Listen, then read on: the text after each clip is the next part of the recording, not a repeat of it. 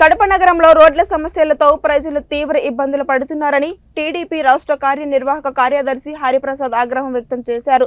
కడప నగరంలోని హరి టవర్స్ లో ఏర్పాటు చేసిన సమావేశంలో ఆయన మాట్లాడుతూ కడప నగరంలోని పేద ప్రజలు నివసించే ప్రాంతాల్లో రోడ్లు డ్రైనేజీ వ్యవస్థ అస్తవ్యస్తంగా మారిపోయిందన్నారు.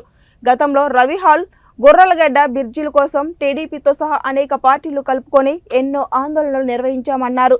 కానీ ఇప్పుడు ప్రతిపక్షాలకు తెలియకుండా అధికార పార్టీ నాయకులు బ్రిడ్జిలను శంకుస్థాపనలు చేశారన్నారు.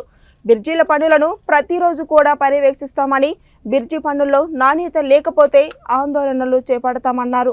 ఈ దినం రవీంద్రనగర్లో బ్రిడ్జిలు శంకుస్థాపన చేయడం జరిగింది. అంటే ఇంకా మా ప్రభుత్వం రాదు, మేమేదో శంకుస్థాపన చేయాలా, ఎలక్షన్ కోడ్ వచ్చిన తర్వాత చేసేదానికి కాదు, దానికి ₹1 కూడా బడ్జెట్ లేదు.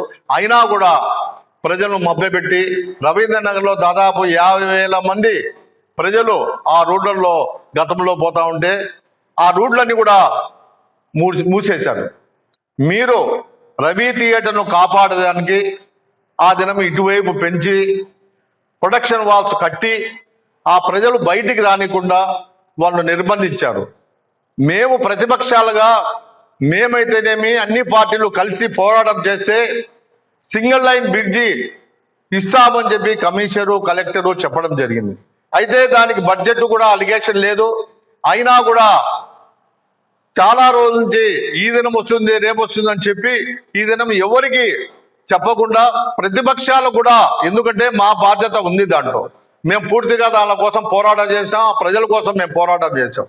మాకు కనీసం ఇన్ఫర్మేషన్ లేకుండా మీరు శంకుస్థాపన చేయడం చాలా దురదృష్టకరం.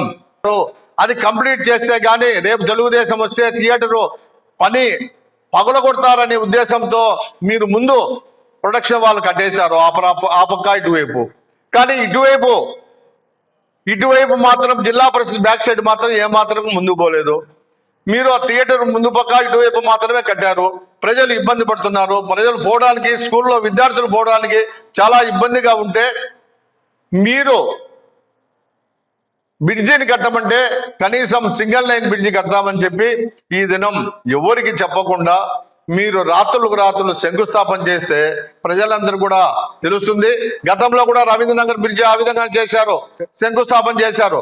కానీ బ్రిడ్జిని అట్టే వదిలేశారు. మేము తెలుగుదేశం పార్టీ అధికారంలోకి వచ్చిన తర్వాత దాన్ని కంప్లీట్ చేసి దానికి రోడ్లు వేపించి సైడ్ వాల్స్ అన్ని కూడా సెట్ చేసి మేము ఓపెన్ చేసామా బుద్ధు. మేమేమి మీ మాదిరి ప్రజలకు మోసం చేసి అమలు కాని హామీలు చెప్పేవాళ్ళం కాదు. తెలుగుదేశం పార్టీ ఎప్పుడు కూడా శంకుస్థాపనలకు పరిమితం కాదు. మేము బ్రిడ్జి